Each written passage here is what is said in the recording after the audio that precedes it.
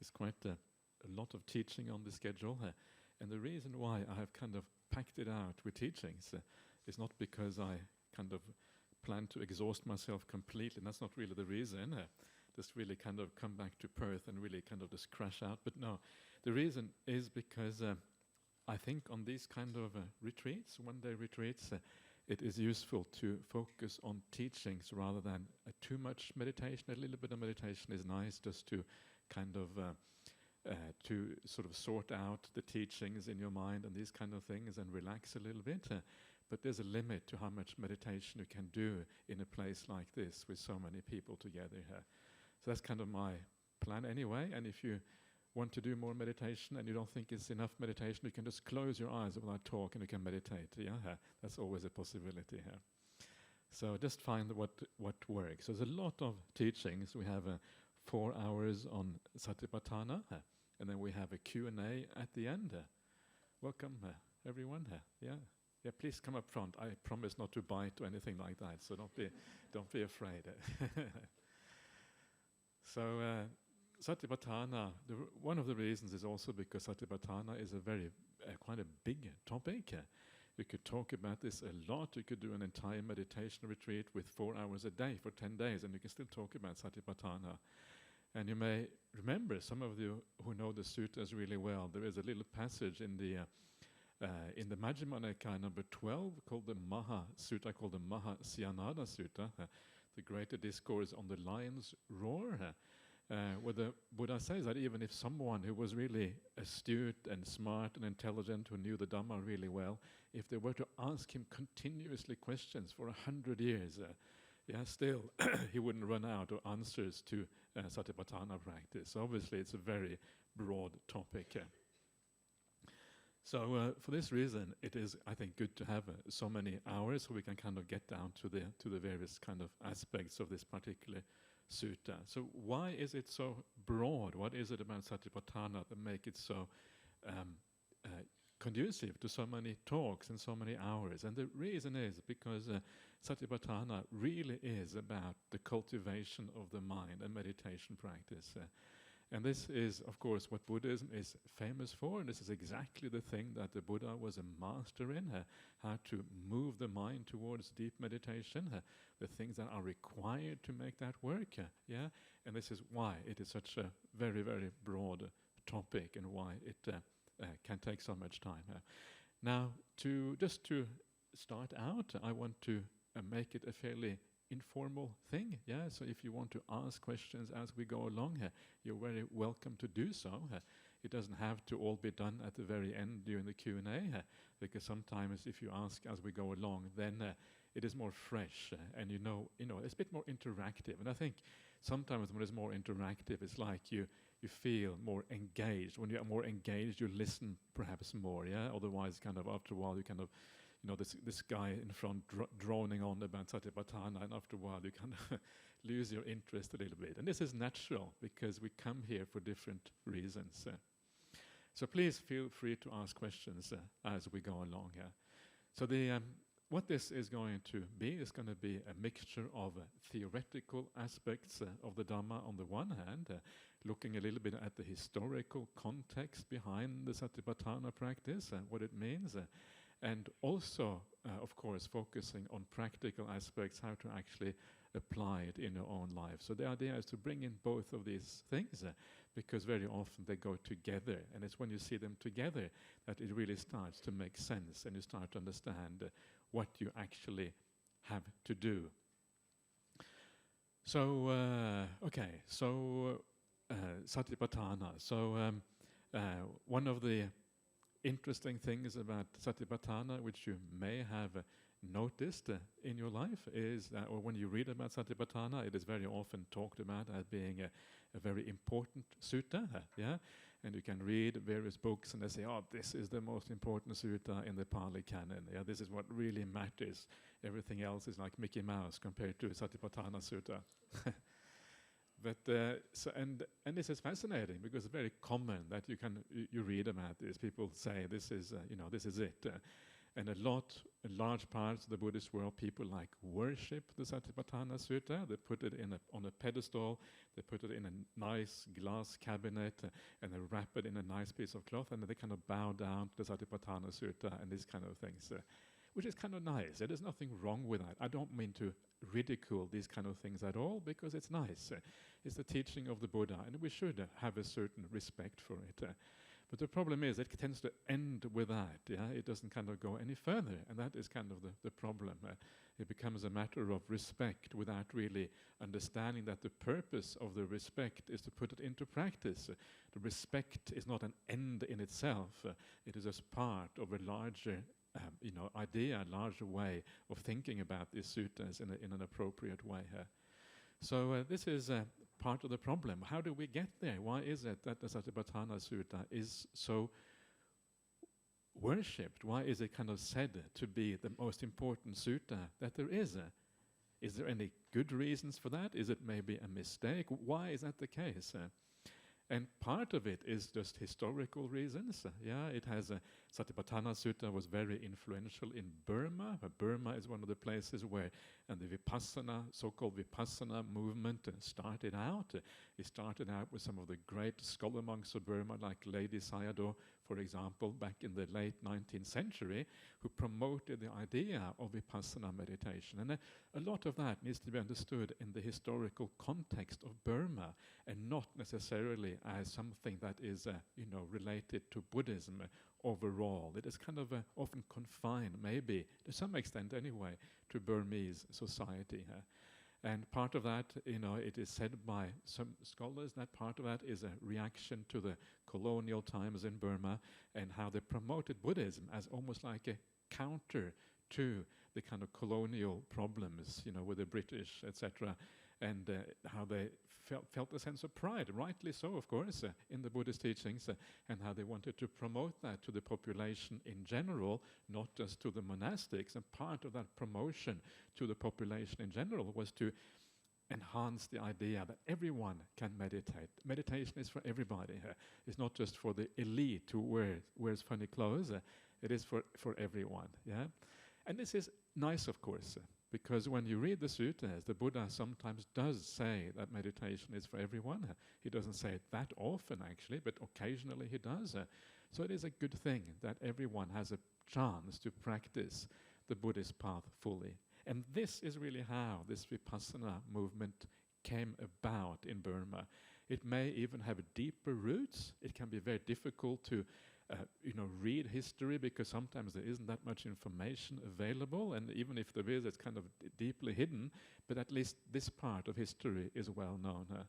And I think part of the reasons why the Satipatthana Sutta is so highly regarded comes from that Vipassana movement. So this is the first reason. Another reason why Satipatthana is highly regarded, and people will say, is because it occurs twice in the suttas. You have for those of you who know your suttas, you know that it occurs in the Majjhima Nikaya number 10, called the Satipatthana Sutta. Then it occurs in the Digha Nikaya number 22, the Maha Satipatthana Sutta. So it occurs twice, So that means it must be really important. Is that right? If it's twice, otherwise it wouldn't be there twice, right? If it wasn't extremely important. So the question is, why does it occur twice? Is there a good reason for that? Is it because the Buddha really thought this is so important we have to do it twice, or might there be some other reason? And I think the answer is that there is another reason, actually nothing to do with the Buddha at all. I think the reason why it occurs twice is because at some point during history it was duplicated. People saw, okay, this is a sutta which we need in different places because everybody needs to know more about Satipatthana practice. So we're going to make a copy of it and whack it into one of the other collections as well.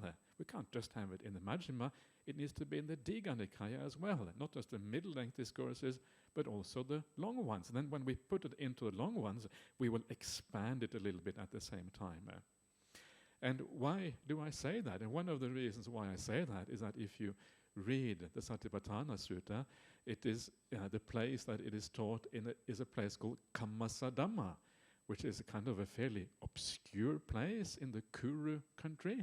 Kuru country is not far from present-day New Delhi, kind of the core part of Brahmanism in ancient India, where you hear about the Kurukshetra, which is the capital of the Kuru country. And this is where this sutta was taught. And there were a few suttas taught there, but not that many. But apparently the Satipatthana Sutta was only taught there, and not only taught there, but twice in the same place. Kind of strange. The Buddha almost never went there. Yeah, it would have been maybe almost twice. Because he went there maybe only once or twice, it would have been kind of one day after the other. He would have taught the same sutta, which is strange. Yeah, and then you look at some of the other traditions of Buddhism, some of the other schools, and they only appear to have the Satipatthana Sutta once. It only occurs once. So because it is verbatim the same, in the Mahasatipatthana Sutta as it is in the Satipatthana Sutta, almost exactly the same, even the place and everything, there's good grounds for thinking that it is just a duplication of the same sutta. It is very rare for suttas to be verbatim the same, unless they have been copied like this. So I say, to my mind, it has been copied, and this, I'm not the only one who says this, but this is kind of I agree with that particular position. And then it was expanded somewhat, and the expansion that you find in the Mahasatipatthana Sutta adds a lot of kind of dry material, which is taken from other analysis of the Four Noble Truths, for example, the Satchavibhanga Sutta, in the Majjhima Nikaya 141, which is an exposition of the Four Noble Truths. It is taken from there. Some of it appears to be taken from the Abhidhamma, because it is very, or at least the proto-Abhidhamma, and then included in the Satipatthana Sutta, and then expanded out. So there's two Satipatthana Suttas. There's a short version called the Satipatthana, and then a really long version.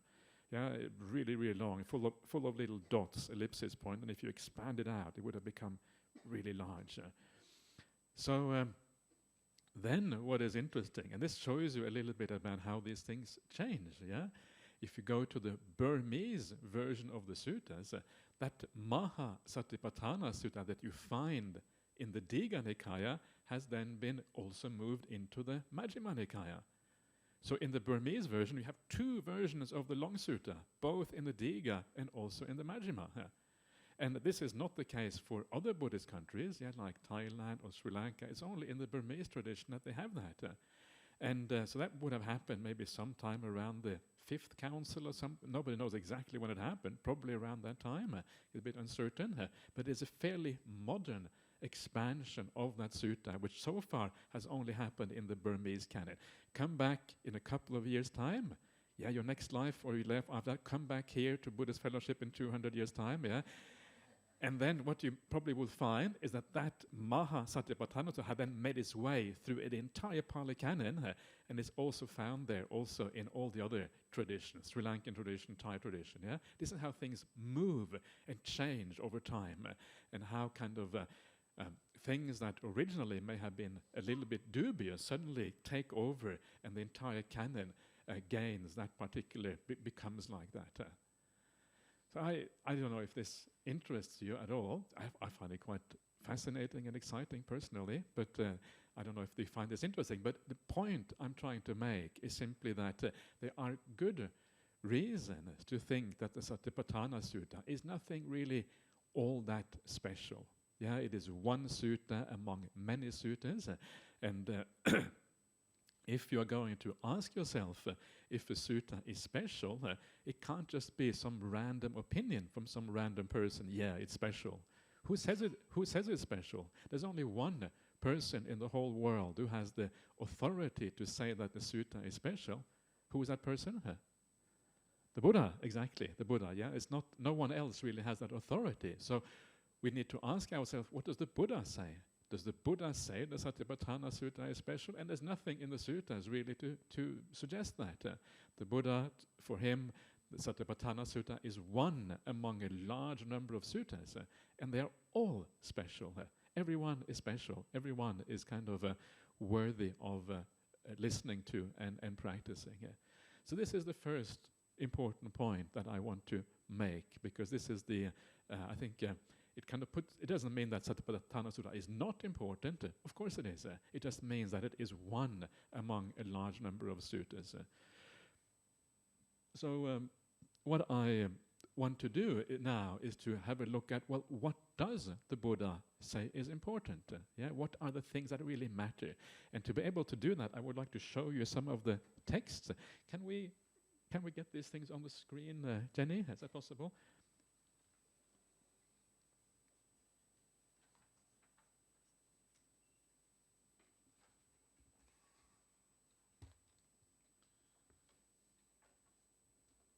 I'm not sure if I can connect that one, actually. I'm not sure if I have that kind of port. Well, let's see. This may be too simple. This may be too old-fashioned. Okay.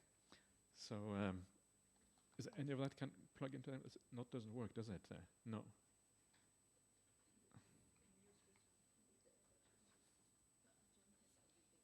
Yeah. Okay. I guess I'm going to have to try to bring it up on that one then. Okay. Let's see what happens. We can probably sort it out. Yeah.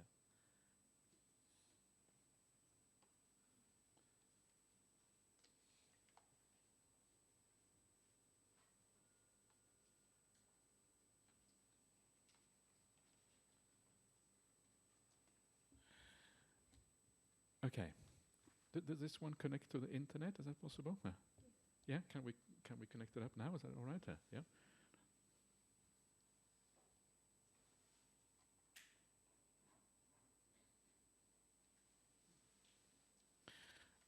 Okay. Sorry? I don't. Yeah, no. I actually have just the internet. I have it on the. So don't. No problems. Okay. Oui. Okay, excellent. I'm left-handed, you see, so I need to move this over here. So, okay. In the old days, it was bad to be left-handed because it made you a sinister person. But these days, actually, it's okay. So autistic, artistic. Okay, I thought he was saying I was autistic. So okay, let's go to suttacentral.net. I can show this is quite a nice website anyway. You know about Sutta Central? So this is Ajahn Sudato's life work, suttacentral.net. And so let's have a look here, what we want to have a look at. Whoa. Okay, so let's go to the Digha Nikaya. You can see now. You can see how the sutta, this website works. By oops, it's not coming on here. Okay, you can't see anything. Okay. In the meantime, I will have some tea while we get this organized out.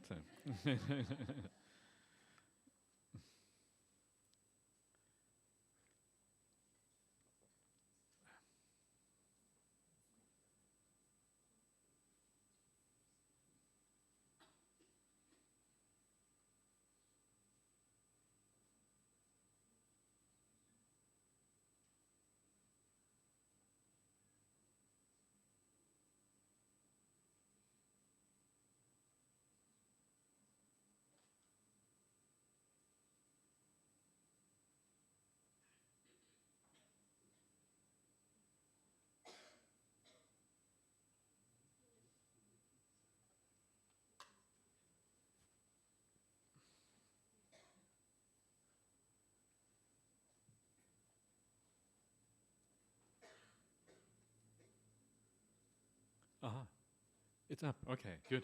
Okay, so here we are.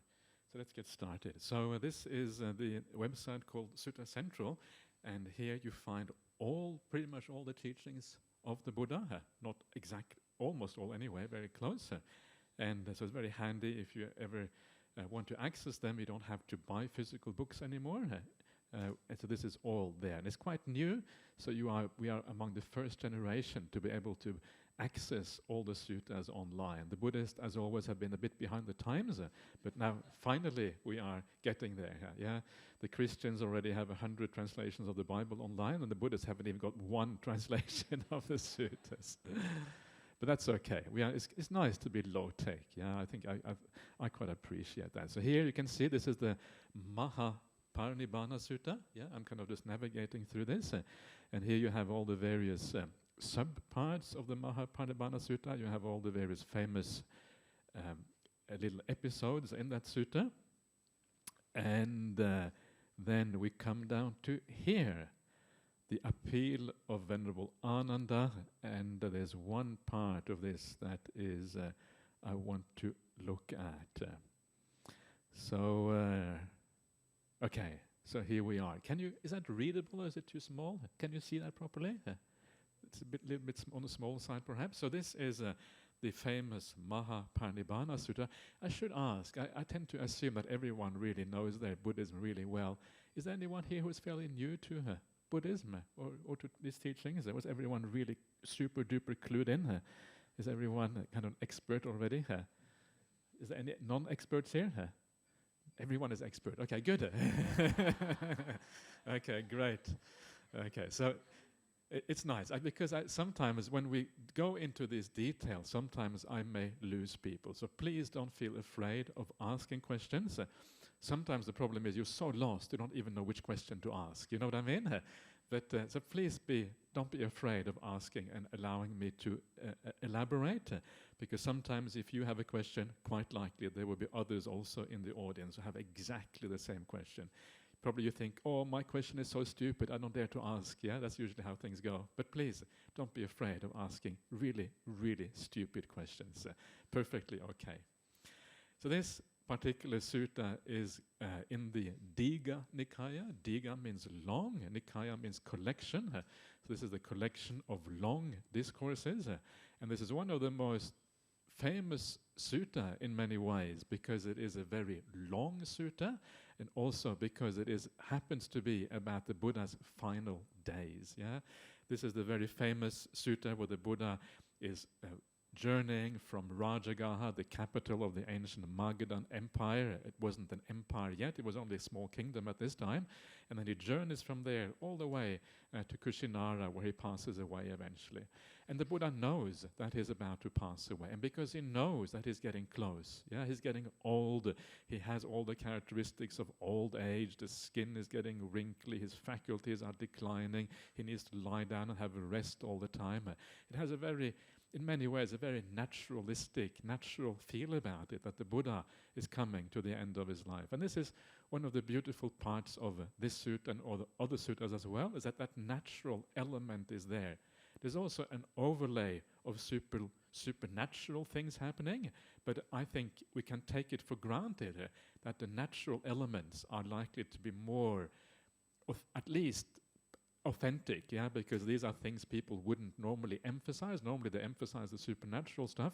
The natural things are probably likely to be the most authentic parts.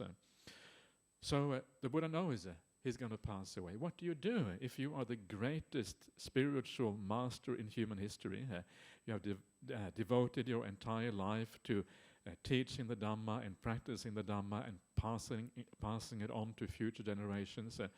What do you do when you're about to pass away? And what you do when you are about to pass away is to tell your disciples how to sustain the teaching for the future. What is required, how they should live, what to emphasize in their life, which teachings are the most authentic ones, what is the core part of the Buddhist message, and then how to transmit that message down the generations. This is what the Buddha is trying to do in the Mahaparinibbana Sutta. So because of that, this is where we find the Buddha telling his disciples what really the Dhamma is about. And this particular passage that we find here, this is where the Buddha has just told Venerable Ananda that, what do you expect? Of course, I'm going to pass away. This is to be expected. Let me see if I can find that passage just before here. Well, you have one part just up here, where the Buddha says that he has relinquished the life faculty, and then it says it is not possible for the realized one, for the sake of life, to take back the life force once it has been given up like that.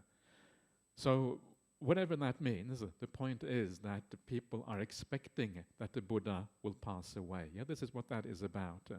And then you can see here just after that, the Buddha then says, talks about gathering all the mendicants. Yeah, mendicants means monastics. If you see the word mendicant, straight away you know Ajahn Sujato, Ajahn Sujato. Yeah, this is how you know it is his translation. This is a giveaway. Nobody else translates it in this way.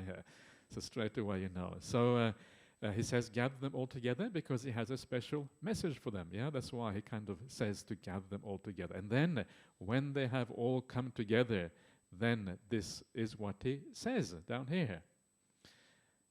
So he says, and this is kind of, remember, the Buddha coming to the end of his life, now he's telling his monastic order what to remember, what is of significance, yeah? And does he say the Satipatthana Sutta? Probably not, yeah? This is what he says.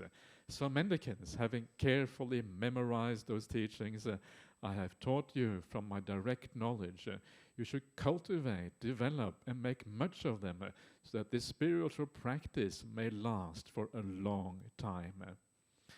Yeah, this is already a very interesting little phrase just right there. And what makes Buddhism last in the future is our practice of these teachings. That is the most important point. The most important point is not to kind of copy the teachings and kind of give them to other people.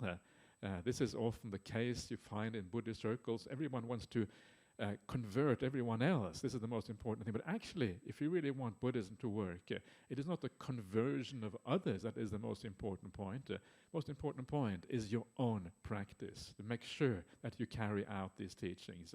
And especially, of course, for the monastics, yeah, this is most important of all, because that is where usually you can take the practice the furthest. Not always, but usually. So memorize those teachings, yeah? Those things or those teachings I have taught from my direct knowledge. So what are those things that he has taught from his direct knowledge? This is then becomes then interesting, yeah? So he says, because that would be for the welfare and happiness of people, for the benefit, welfare, happiness of gods and humans. And what are those things I have taught from my direct knowledge? Yeah, this is where it gets interesting, because this then is the core of these teachings. And what are they? They are the 4 kinds of mindfulness meditations. This is the 4 Satipatthanas, the 4 right efforts, the 4 bases of psychic power. This is the Iddhipadas, the 5 faculties, the Panchindriya, the 5 powers, the Panchabala, the 7 awakening factors, the Satta Sambhojangas, and then the Noble Eightfold Path, the Atangika Arya Magga.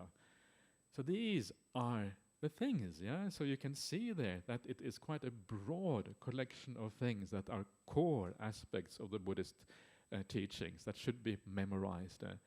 And if you look at those things, you will recognize they are all aspects of the Buddhist path, yeah? All about how to live, what to practice, what to do. There's nothing much philosophical about this. It is how to apply ourselves to these teachings. This is what this is all about. And this group of things here, they are usually called, as a collective, they're called the 37 Bodhipakya Dhammas. Bodhi is awakening, Pakka means side, yeah, or wing. So these are the 37 aspects on the side of awakening. In other words, aids to awakening, or whatever you want to call it. So if you look at that, if you look at these 37, you will see it is this broad set of things. And in some ways, these 37, if you want to look at them in a simple way, you can think of them just as an expansion of the Noble Eightfold Path. All of these things, they fit into the Noble Eightfold Path. Yeah, that's just an expansion to see it from different angles, with different focuses on different aspects of the Noble Eightfold Path. But really, it is just about the Noble Eightfold Path. So that is what matters.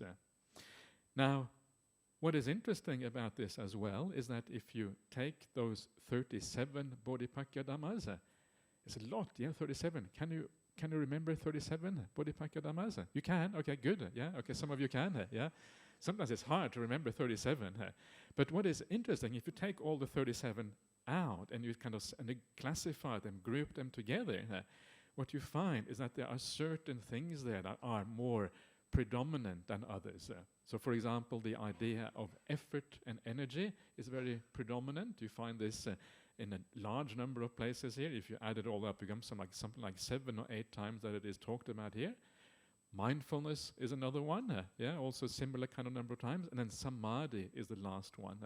So these are really the core areas, if you like, of the 37. Right effort, right sati, right mindfulness, and then samma samadhi, right samadhi. And if you look at those things, they are all about the cultivation of the mind. Mental cultivation, if you can therefore take it, is in many ways the core part of what Buddhist practice is about. But mental cultivation is not limited to meditation practice. Mental cultivation is also what we do outside of meditation practice. And I will talk about this more today as the day goes on. But that is kind of the essence. But because it also has other aspects to this 37 factors, you will realize that, again, the foundation for mental cultivation is specifically 2 things. And that is right view, or wisdom, if you like, or faith. These are all different aspects of the same thing. Faith, wisdom, right view, and sila. These are the foundations for the mental cultivation. And these 37 factors really come around these aspects. Foundational aspects, right view, and virtue, and then the mental cultivation built up on top of that. So this is what matters. So if you ever want to know what is really important in Buddhism, what the path is about, what the Buddha said we should focus on, it is the 37 Bodhipakya Dhammas, the 37 aids to awakening. This is what matters. So that is that is that part of it. So just to kind of clarify what really is important and what matters. Now what I want to look at next, let me just see what I have as the next sutta over here, because it's a bit okay. So so that is a core, So then the next thing we want to know, we have realized that the Satipatthana is only one part of the practice. So what exactly is Satipatthana practice about? Why do we want to do this? How does it fit in with the other factors of the path? This is a very important point, because once we understand what it is about, it becomes obvious how we actually cultivate it and what we're supposed to do with it. So a bit of theory is useful insofar as it helps to guide us as to what is important. So to understand this we need to look at the path overall, and one of those areas where you see the path overall, or you see kind of a broad section of the path, is in the Noble Eightfold Path, because the Noble Eightfold Path is a complete set of teachings on how to practice. So what does the Noble Eightfold Path say about Samma Sati, about Satipatthana practice? And let me just bring that up as well, because when you see it, you might believe me, otherwise you might think I'm just telling you dodgy things. So I don't know whether you think that, but you probably don't. You're probably really kind of nice, and but maybe some of you may think, oh, this monk, I've never seen him before, not sure if he's to be relied on or not. So here you are. So this is the first sutta in called in the chapter called the Magga Sangyutta. These are the connected discourses on the path. Magga is the path, and Sangyutta, connected discourses. And so here, what you see the Noble Eightfold Path, and you see it in 2 ways. You see the wrong way, which is not the Noble Eightfold Path, and then you see the Noble Eightfold Path as it actually works. And that you find it down here, you see it down there. And what you will see there, what is interesting about this, is that you will see, and this is something you see throughout the suttas, that it is a conditioned path where each factor leads on to the next one. So first of all, it says the sage, firm in knowledge, over here, firm in knowledge, gives rise to right view. And then you have over here, right view gives rise to right thought, or sankappa, right intention, if you like. Then the right intention gives rise to right speech. The right speech gives rise to right action. The right action gives rise to right livelihood. Right livelihood to right effort. Right effort to right mindfulness. And now comes the interesting part. Now comes the part which really, this is where we understand what it is all about. The last one there is that right mindfulness gives right to right what? Right immersion. What? This is another giveaway. It means Ajahn Sudato has done the translation. That's what it means. Immersion is samadhi. Yeah, it is stillness according to Ajahn Brahm. It is concentration according to Bhikkhu Bodhi. I think I prefer Ajahn Brahm's translation, to be honest. I like right stillness because I find it really evocative of what we are trying to achieve, and it's kind of has an emotionally appealing side to the word stillness. Immersion to me is just a little bit too, it's nice, it gives you an idea of what samadhi is, but it's, to my mind, it's a little bit too intellectual and doesn't have enough emotional force to it in my mind. But I shouldn't be criticizing Ajahn Sudato publicly. But actually, it's not really meant as a criticism. It's just meant as a nuance, looking at things in different ways. So that's really what it's meant as.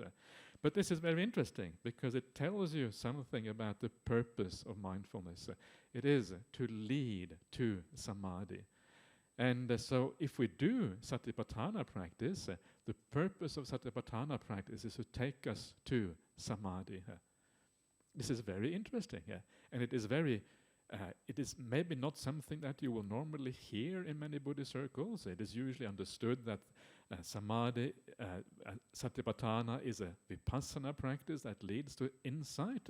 This is kind of one of those very common views in the Buddhist world. And this is why it is so useful to sometimes set aside for a while the ordinary views and see what the Buddha has to say about these things. And here you see right mindfulness leading to samadhi. I'll talk about a little bit later what that means for how to understand Satipatthana and all of this. But already it's very powerful because it says something about how this path is supposed to go.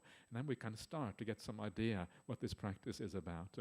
This is the Noble Eightfold Path. This is the main expression of how these Buddhist teachings work. Yeah, this is the main expression of it. And in the main expression of it, you find that it is, purpose of it is for samadhi. So, that is not the only place. Yeah, this is only the beginning of the. I'm really going to have some fun with this and going to mess around a bit. I hope you have fun too. Sometimes I'm the only one who has fun. Everyone else is really bored. But so that is that one. And let's have a look at it from a different angle. So I'm talking about now seeing Satipatthana in context, within the other aspects of the path. So what is another way? Another of the set. Let's keep on coming back to these 37 Bodhipakkhya because that is the main teaching. So let's have a look at the Sambojjhangas, the 7 awakening factors. Now this is talked about quite nicely in the Majjhima Nikaya. So we go to the Majjhima Nikaya. It is here. So we go to this is the Anapanasati Sutta, which has talks about this very nicely. Yeah, so here we have mindfulness of breathing, Anapanasati. We will use Ajahn Sudato's translation today because they are quite nice and modern. I actually really like his translations in many ways. And then we go down. It's a long sutta. We come down towards the end here. Okay, so here we are. So this is how are the 4 kinds of mindfulness meditation developed and cultivated so as to fulfill the 7 awakening factors. Now if you look at this sequence here, you will notice that it is another of these conditional sequences. So here it says, when a mendicant meditates by observing an aspect of the body, at that time their mindfulness is established and lucid. At such a time, a mendicant has activated the awakening factor of mindfulness. They develop it and perfect it. As they live mindfully in this way, they investigate, explore, and inquire into that principle with wisdom. So you see here how mindfulness naturally lead over to the second of these awakening factors. Yeah, the second one is called Dhamma Vichaya in Pali. I should really have the Pali text, but it gets a bit too complicated if I have Pali text up there as well, so we'll just stick with the English for today. So it leads naturally to the second factor. Yeah. Then the second factor down here, investigating the principle with wisdom, as they do that, their energy is roused up and unflagging. So that leads to the energy. The energy then here, down here, the next one, leads to the spiritual rapture. Spiritual rapture leads to tranquility. Tranquility leads to samadhi. Yeah, and samadhi then leads to equanimity, which is just the highest expression of samadhi down here. So again, this shows you how the 7 factors of awakening, they start out with sati, the sati sambojjhanga, and they lead one by one all the way to samadhi. Here you find an expansion of the sequence. You see how sati actually does lead to samadhi through a sequence of factors. And if you look at that sequence of factors, they are all such beautiful factors. This is one of the things I really love about these Buddhist teachings. You see here you have the spiritual rapture, you have the tranquility down here, you have the energy. Yeah, these are all beautiful mental states that everyone really would like to develop, because it just feels really nice when you have these mental qualities. But the main point now is just that sati, which is also in this context is defined as the 4 satipatthanas. It leads to samadhi via all of these other factors. So now we have looked at 15 of the 37 bodhipakya dhammas, and these 15 all show you the same thing: sati leading to samadhi. That's 15. Okay, so what is there more? Maybe there's even more to this. Yeah, you get no kind of prize for guessing that there is more, because I'm kind of giving away the game a little bit here. So we go to the Mahavaga again. I don't know if you're able to follow what I'm doing there with the cursor, but don't worry about it. And we have come to the Indriya Samyutta. This is on the 5 faculties, and we go to a sutta here called the Apana Sutta. This is the advantage of knowing your suttas. You know exactly where you have to go. You don't have to, because you know where these points are you want to make. So here we have the 5 faculties. Another one of these 37 things that are the core part of the Buddhist teachings. And what does it say? Well, it says down here, let's get this right. Faithful, noble disciple. Yeah. This faith is the first of these 5 spiritual faculties. If you have faith, it can be expected that the second one will arise. Second one is energy. This is somewhat similar to the idea of right effort. Yeah, effort and energy are related to each other. When you have the right energy, it says here, faithful and energetic, then it can be expected you will be mindful. Yeah, and then it says in the next paragraph here, if you are faithful, energetic, and mindful, it can be expected that you will gain immersion, samadhi, stillness of the mind. This is what happens again from mindfulness. So again, exactly the same point again. I'm just saying all of these things. They're all saying pretty much the same thing. I'm kind of really driving the point home, because it is such an incredibly important point. I want to show you how important it is according to the suttas. This is why I'm kind of saying the same thing again and again and again. This is why the Buddha repeats himself so much as well in the suttas, because it takes a while sometimes for these things really to become clear. So that there it is again. So now we have seen it is on the Noble Eightfold Path. It is on the 7 awakening factors. It is part of the 5 spiritual faculties. Another set is called the 5 ballas. 5 ballas are the 5 spiritual powers, and they are essentially the same as the spiritual faculties, seen from a slightly different angle. So the same sequence also applies to that. So then you have how many? 25 of 37? 25 of 37 bodhipakya dhammas show you all of these sets have exactly the same sequence, mindfulness leading to samadhi. So what about the last 12? Do they say something contradictory? No, they don't. It's only that the last 12 focus on specific areas.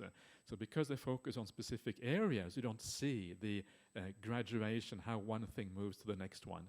The last 12 are about the 4 right efforts. It focuses specifically on that. They are, of course, the 4 Satipatthanas are also talked about separately, and then you have the 4 Iddhipadas, the 4 bases of spiritual power, which really are about samadhi practice. So they are focused on special areas, and that's why you don't see the development as obviously. Actually, if you looked at it in more detail, you would see it even there, but it's not as obvious as it is in these ones. So there you are. Yeah, the core teachings of the Buddha. The one thing the Buddha said we should remember for future generations, yeah, all of it points to one thing, one purpose for Satipatthana. It is to take us to samadhi. So this is one of the important points I want to make, because it says a lot about how we should practice Satipatthana.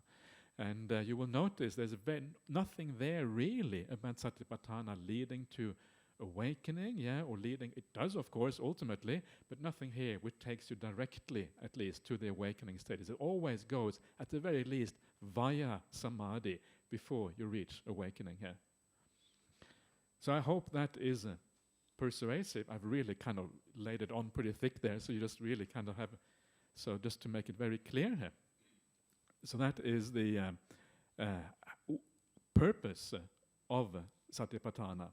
So this is the first thing, the first point I want to make. The second point I want to make is, if that is the purpose of Satipatthana, well, what is it that gives rise to Satipatthana? What are the kind of preliminary things that we have to do to get there? Yeah, this is the next thing here. And I can go back because I have it all up here now, so it makes it very easy to go back again. It's all there. So now, if you go back again, you will see that what gives rise to Satipatthana is right effort. Yeah, Noble Eightfold Path gives rise to, right effort gives rise to right mindfulness. You go to the 7 Bojjhangas, these are the 7 awakening factors, and again, this principle is the same. Yeah, you have here mindfulness up there.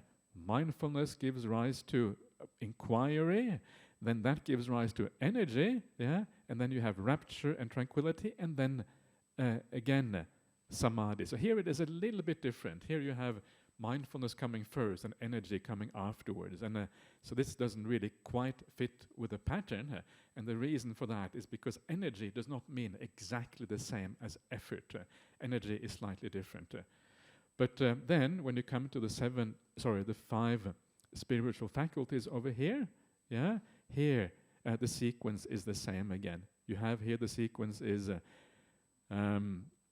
energy, then mindfulness, and then you have samadhi as a consequence of that. Yeah, so this is how it works in the suttas, and you also find it in other contexts as well. The idea is that right effort is the cause, if you like, or the thing that gives rise to right samadhi. Right mindfulness. Why is that? Do you know why that is? Why is it that right effort is important for sati? What is the kind of the connection here? And the connection is that you have to understand what right effort is all about. Yeah, if you think about the Noble Eightfold Path, yeah, it is a path of purification. It gradually purifies you. You start off with right view. Based on right view, you practice the sila, the morality, the virtues and ordinary virtues in life. As you practice the ordinary virtues, your speech becomes really nice, your actions become really nice, you have a nice livelihood. So your basic sila is in place. Then you kind of go to the more advanced sila, which is the sila of the mind. It's how to develop your mind in right thought, thinking in the right way. Yeah, so it's kind of, you can see the natural evolution there. First the basic sila, then the more developed or advanced sila, which is the mental sila. So right effort is all about thinking in the right way, perceiving in the right way, thinking with metta, with kindness to other people, having a sense of compassion, renouncing the bad things in life, things that don't really get us anywhere. This is what right effort is about. In fact, it is defined as that elsewhere. Right effort is about, often called sense restraint. And sense restraint is precisely the avoidance of unwholesome qualities in the mind. I'll talk more about this later on, because sense restraint is such an important part of the Buddhist path. And it kind of falls in nicely with the main topic of Satipatthana and the contemplation of the mind and all of these things. So I'll talk more about this later on. So this is the purpose, or the root or the cause of Satipatthana is right effort. So why is that so interesting? Why does this matter so much? And this is important to remember this, to reflect on these things, to kind of make it into something that means something to you. Because when I say that, you may say yes, but then you don't really take it fully on board. What does this mean, actually? And what it means is that if you are having problems with your meditation practice, and remember Satipatthana, a very important part of that is the mindfulness of breathing. This is Satipatthana practice already. It doesn't mean anything apart from that, really. It can do, but not necessarily. Why isn't your meditation going? Why isn't it kind of, coming together? And there are a number of reasons why it isn't coming together. One thing is because you're working really hard. Is anyone here who's not working very hard? Everyone working really hard, And this is kind of modern life. Modern life means you work really, really hard. Usually work too hard, and you kind of really exhaust yourself. Probably in Singapore especially, people work really, really hard. And that's one of the reasons I kind of put so many hours today, so I can feel that I'm one of you. I don't feel bad about being less than all the Singaporeans. So maybe I will get reborn in Singapore in my next life if I carry on like this. So what does it mean? It means that, first of all, you are tired, you have a bit of, or your mind is very restless because of all the thinking you're doing, all that. So first of all, you abandon that just by resting and relaxing and all of these kind of things. This is the initial thing. But then you find that even after you come on a nice retreat, like we had just a really nice retreat in Thailand, just came back from that yesterday, where you come down to Jhana Grove and you have a nice retreat in Jhana Grove, and after a while you feel really rested. Your tiredness is gone, your superficial restlessness has disappeared, and still it doesn't really work. You know that feeling? Some of you will have really good meditation, some of you will not have such good meditation, but sometimes you realize it doesn't matter how rested you are, how you let go of the superficial problem, still it doesn't really come together. Why is that? And now you know why. It's not because you are watching the meditation object in the wrong way. Oh, how should I watch the meditation object? It's the breath. It's simple. You just have to watch the breath. There's not kind of magic to watching the breath in the right way. It's just watch it.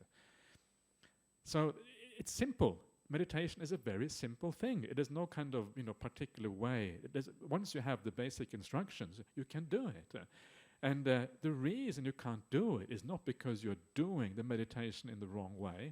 The reason is because the preliminary parts of the path are not purified enough yet. This is why, So now you know what you have to do. So if you kind of hang out and you come to Jhana Grove and you're kind of enjoying yourself and everything is kind of nice, but the meditation only goes so far, now you know why. Why is it, Ajahn Brahm, when am I going to get my jhana experience? Well, this is the reason, I want jhana now. I want jhana yesterday, not tomorrow. But now you know why it isn't happening, because the purity of the mind is not there yet to actually enable you to go there. So this is where it tells you a lot about the path, about the kind of things that we need to do to support the path in the long run. How much of the path actually does not happen in meditation at all. It happens outside of meditation. It happens how we live our ordinary lives, how we think about the people around us, the perceptions we have of people, how much compassion and understanding we have for the world around us. All of these things matter enormously, and that is what enables meditation down the track. So remember that, because when you remember that, you start to think about the path, think about the practice in a new way. You start to value your ordinary life. You turn your ordinary life in a different direction. Yeah, you think more about how can I integrate the spiritual practice in everything I do. Every time you open your mouth, is it going to be spiritual words that come out, or is it going to be worldly words that come out? Every time you open your mouth and you say something, you have an opportunity to advance your spiritual practice. Yeah, and that's a lot. Yeah, we talk a lot usually. So there's a lot of opportunities to kind of say the right thing if we have enough mindfulness to be able to remember these things. And that is kind of the critical issue. So, yes, please. I'm drawn to the word, the right effort. Yeah. There are lots of aspects of right effort. Yeah. Could you elaborate On that? Okay, yeah. Well, the main idea here of effort is actually the effort of how to use your mind. Yeah. So it is about how to change how you think about things. So if you look at someone, and when you look at someone, you think, oh, I don't like them or whatever, or they're difficult, and maybe you get a bit of ill will arising. At that point, you turn around and you look at the person in a different way, so the ill will does not arise, and you have compassion and you have metta instead of the ill will. This is one of the most important things about right effort, is the effort to use your mind in a way that advances the path rather than detracts from the practice. Yeah, so it is. So you can say that right effort is very closely related to yoniso manasikara, which is the right attention or proper attention.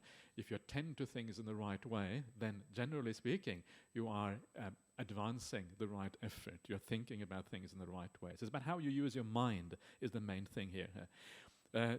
Of course, you could argue that right effort also is about actions and speech, because if you speak in the right way, then this is also good. But actually, on the path here, right speech and right action are already taken care of by previous factors. So this is why right effort is mostly about the mental development, and a lot of that mental development happens outside of meditation. Yeah, it happens in ordinary life. How do I react to other people, etc. In fact, the Buddha specifically says, and I brought this sutta up on the retreat that we just did. He said there's two different powers on the spiritual path. One is the power of reflection. The other one is the power of meditation. Meditation is called bhavana bala. Bhavana means, basically, it is a word used for meditation practice in the suttas. The other one, patisankhana bala. Patisankhana means reflection or contemplation.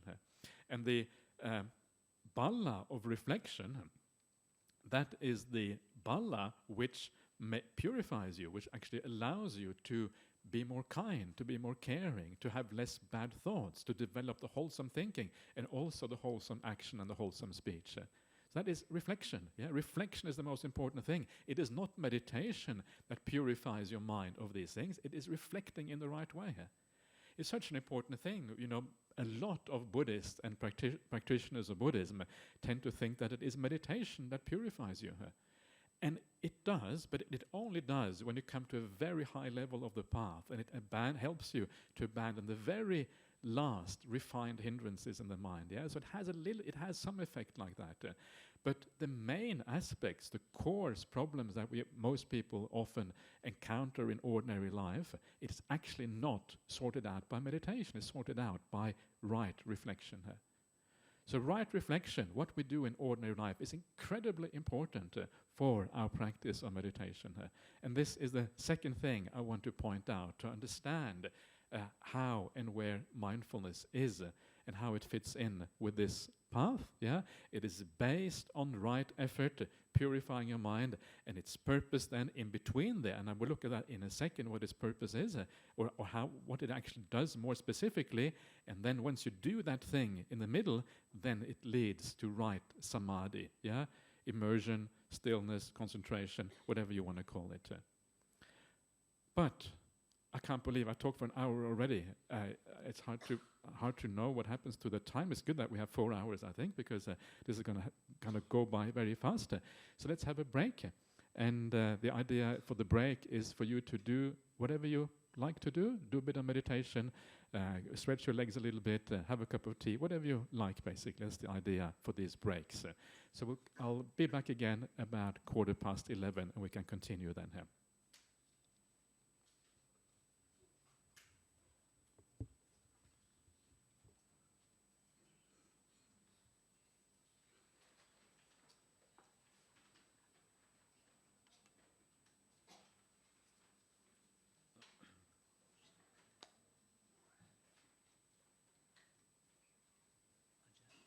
You can do a Control Plus to increase the font.